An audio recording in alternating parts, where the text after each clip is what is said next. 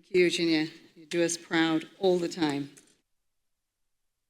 His Excellency Senator Bola Ahmed Tinubu, GCFR President, Commander-in-Chief of the Armed Forces of the Federal Republic of Nigeria, ably represented by His Excellency Senator Kashim Shettima, our Vice President of the Federal Republic of Nigeria, General Christopher Gwaba Musa, OFR, Chief of Defense Staff, Armed Forces of Nigeria, distinguished African Chiefs of Defense Staff, and I'd like at this moment also to recognize the Minister of State for Defense, and also to recognize Professor Gambari, Professor Bande, Professor Lulumba. You always, you articulate what we're all thinking, but oftentimes we don't have the opportunity or perhaps are in a position to say. So thank you for being here with us. I'd like to also recognize my big brother, His Excellency Dr. Mohammed Ibn Chabbas, and I would like to recognize most especially the women experts that are in the panels that will be with you throughout the next 3 days. And just to say that, as we've talked about the women, every one of you is born of a woman, unless you want to challenge that. But secondly, the burden on which women face, whether they lose their husband's ultimate sacrifice in conflict, or that they are the ones that lose their lives, they are the ones that lose their children, they bear the greatest brunt of all the conflicts that we have today in the world. And so for them, I think they deserve their place here today and recognition. Last but not least, in his 7 to 10 minutes, David Wiseman, thank you for talking to us about the day after. Often that is forgotten, that those that manage to go home also have to live a life and heal and be part very much of the societies that they left to serve. And so thank you for reminding us. Excellencies, Excellence, it is an honor to join you for this first ever African Chiefs of Defense Staff Summit. And I'd like to thank General Musa and the government of Nigeria for your warm invitation and your welcome to the United Nations. I speak as a proud African woman and as someone who has seen the cost of insecurity in families and communities across our continent, from Boko Haram in Maiduguri to the RSF in Sudan and to the conflict in Ethiopia and more recently in Gaza. These gatherings mark the birth, this one in particular, marks the birth of a new era in African security cooperation at such a critical moment. It is the first of its kind to represent the boots on the ground, a rare opportunity to connect their realities with the policy decisions that shape our continent's security. Nearly 1 in every 5 people on Earth call Africa home. Each one deserves a life in safety and in dignity. And that means protecting civilians, respecting borders, and standing by the principles of international law and the UN Charter. Above all, it calls for a united approach against our common threats. We know that Africa is at the epicenter of global terrorism deaths, and today Professor Gambari has told us just how many of those insurgency groups are on the continent. Al-Qaeda and the Islamic State affiliates coordinate across our continent, and the attacks in West Africa coastal countries surging 250% in 2 years. Violent extremism, thought to be history, is back again in the Lake Chad Basin and in Somalia and beyond.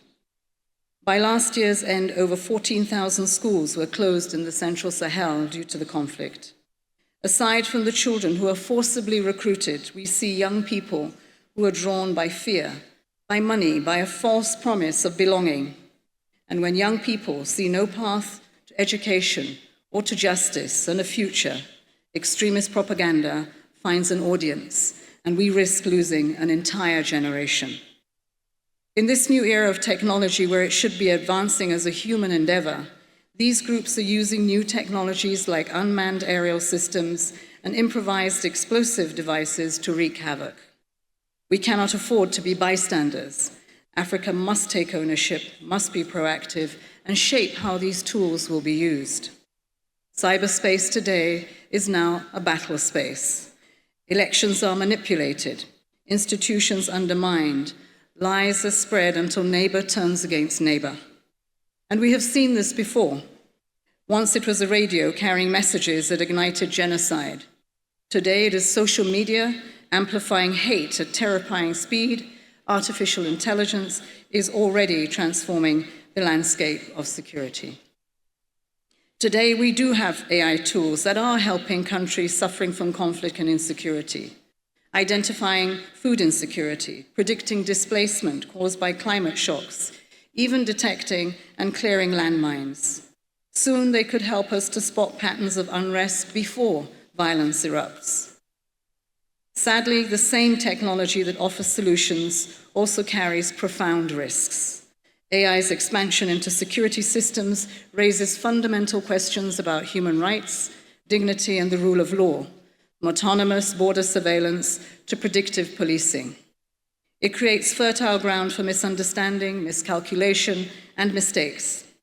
AI-enabled cyber attacks could cripple entire infrastructure and paralyze essential services. Algorithms today are already being used to make life or death decisions. And to turn to another challenge, climate change. It is also reshaping the geography of security across our continent, fueling food scarcity, endangering our people.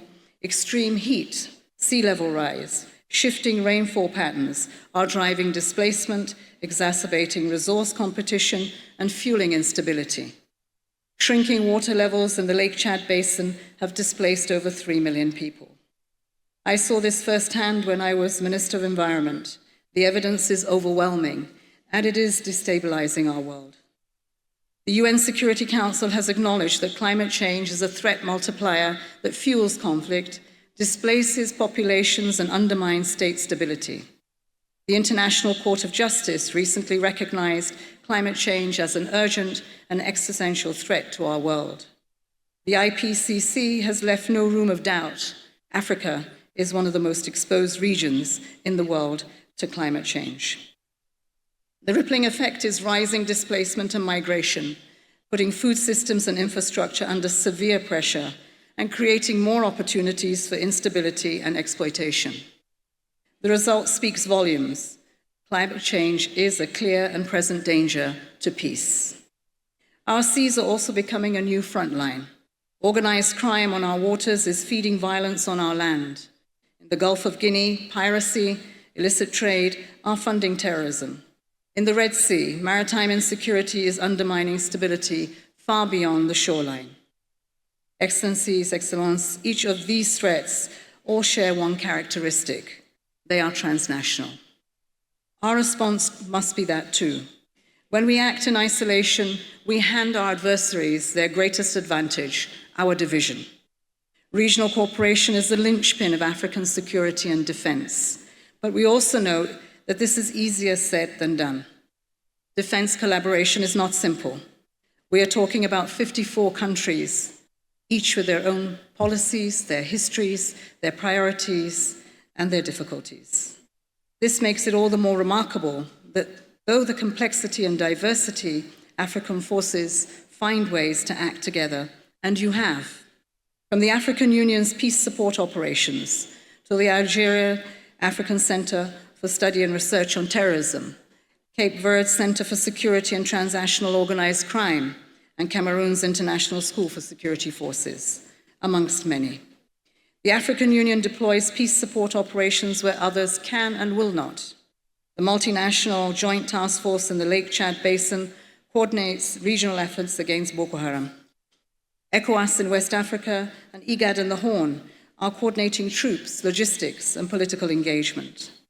The G5 Sahel and the Accra Initiative have also played key roles. But too often, such initiatives are being held back by mistrust, tensions, gaps, and in some cases, sadly, undermined by the international community. Trust is not built overnight, but without it, every effort to strengthen our partnerships and our response in defense of our people will fall short. Collaboration must be targeted and intentional, and I see 3 opportunities where our unity can tip the balance. First is resources.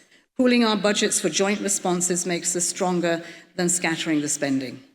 We proved this when Nigeria helped in the Gambia and Liberia. We must find that spirit again. At the same time, we need to think bigger about financing. National security budgets must be complemented by international support. We can leverage the prevention components of other budgets to reinforce stability and reduce the costs of conflict before they spiral.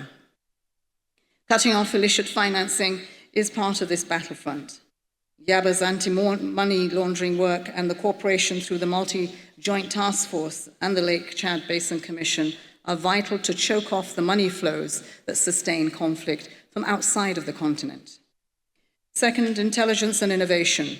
We need the right tools and mapping in place to plan and to drive strategy at scale, reinforcing the Accra Initiative, the ECOWAS Standby Force, and giving the Joint Threat Fusion and Analysis Cell the support it needs to ensure data become decisions. The same applies at sea, joint patrols that make the Yaoundé architecture real protection for people and infrastructure. And innovation must be part of our defense, collaborating on AI from drones to cyber tools, and building on African Union's AI strategy can help us to set common standards, technology, people. And third, people and partnerships. Our continent is full of military and academic centers of excellence. We need to harness this strategy and this training capacity, use it more efficiently, and deploy it where it is most needed. And we must unite the public and the private sectors. Soldiers learning side by side with engineers, technicians, innovators, regular fora with business to share cutting-edge knowledge. This is how Africa's own labs and companies can power our security future. In turn, the private sector benefits from access to credit to grow their companies and to feed their bottom line. It creates an enabling environment for young people to strive for their futures. Excellencies, Excellence, history has shown that African military cooperation and collaboration has already proven itself on the world stage. 3 decades ago, Ghana and Nigeria pioneered ECOMOG in Liberia when regional interventions were untested. African military diplomacy stepped up into breach when others hesitated. From those West African origins and beyond, Rwanda transformed from recovery to becoming the #2 global contributor for peacekeeping forces. Today, 9 of the world's top 15 contributors of UN peacekeeping are African nations, African troops, all active in Somalia, in CAR, and the DRC. So we are not only recipients of support from the international community, we are contributors of that support. And without African leadership, there would be no effective peacekeeping. Now, peacekeeping is entering a new era. However, this new era is facing headwinds. Politically, the UN Security Council is deadlocked, and political support is eroding. Meanwhile, external actors are pursuing their own agendas on African soil, complicating and exacerbating our security landscape. Financially, missions are now underfunded. This makes Resolution 2719 of Somalia so vital. With this resolution, and the UN Security Council acknowledged a simple truth. African crises demand African leadership, backed by global financial support for African solutions to succeed. This era, a new era of peacekeeping, also brings with it an opportunity for a new face. That face has to be younger, more diverse in people and skills that will work with communities on the front and the day after. And that includes, Excellencies, women. On the day after, women are the anchors of recovering and helping to rebuild trust, to heal communities long after the guns fall silent. The day after also demands something else from us as military leaders: justice and accountability. They matter the day after. Everyone deserves their day in court. Even accused terrorists, as difficult as this may be able to accept, they must face justice in a court of law. And let us perhaps remind ourselves that terrorists are not born. They are our children. They are the young people who have gone astray, badly astray. And it is our duty to bring them back out from the cold into building their nations and not destroying them. These are some of the issues that international community will raise, and as leaders, you will have to be in a position that you can defend. Excellencies, let us be reminded why we need peace for development. Without it, neither the Sustainable Development Goals nor Agenda 2063 can be achieved. Farmers cannot farm without security. Energy systems cannot be built without being protected. Every school, every hospital depends on security. And we cannot have our children, our girls, in fear of kidnapping. Without security, development is impossible. Without development, security cannot hold, and lasting peace must be built upon both. Both are the foundation of our agendas 2030 and Africa's vision for Agenda 2063. They connect the dots between prosperity, good governance, and peace. Food security, education, health, decent work, social protection, green technology, and resilience, justice and institutions, and people must be able to trust in. We know that every additional year of schooling reduces the likelihood of a young person joining armed groups by up to 13%. This evidence begs the question, how do we invest in peace? Is it just military spending? Is it development spending? Is it both? That is a discussion that we will need to have in this room and beyond. And it means tackling root causes.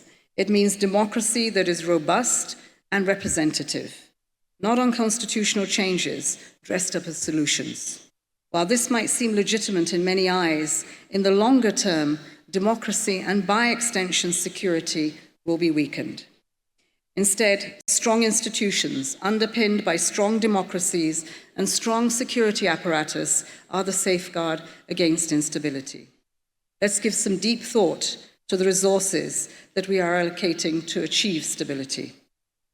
Last year, the world spent $2.7 trillion on the military, more than at any point in the history of the world. Yet insecurity has not diminished. In fact, conflicts are spreading, not shrinking. At the same time, the world fell short by $4 trillion each year for just basic development needs. $4 trillion missing for school, for jobs, for clinics. That imbalance raises a clear question. What kind of spending truly delivers the peace you are willing to fight to protect? This is at the heart of the African Union's call to silence the guns, because silencing the guns is not just about weapons laid down, it is about investing in people, tackling root causes, and creating societies where stability is built on justice, opportunity, and trust. Success will only be possible if we create the fiscal space for investing in people and stability. And so we do need in Africa a fairer chance and a fairer finance, debt relief, affordable credit, and a global system that works for Africa is what we need today. We need a global financial architecture that reflects today's realities. And we need African countries strong, but more importantly, united in calling for these changes. Our chiefs, excellencies, friends, strategic defense collaboration is not a slogan. It is the bridge between the threats that we face today and the peace that we promise tomorrow. I've seen the challenge, I know you have. I've also seen what's possible when we find common ground. The outcome of this week must be heard beyond this room. It must be carried into every international forum where decisions on defense are being made on our behalf. That's how we will shape Africa's security on Africa's terms. But reshaping security also means changing mindsets.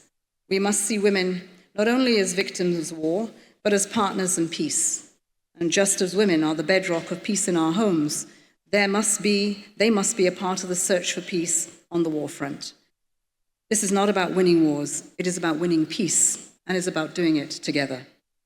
As Nelson Mandela Madiba once said, "I dream of the realization of the unity of Africa, whereby its leaders combine in their efforts to solve the problems of this continent." That dream calls on us to act with resolve, with courage, with trust, and a shared purpose to safeguard the future of Africa, the future of Africans that we want. I thank you.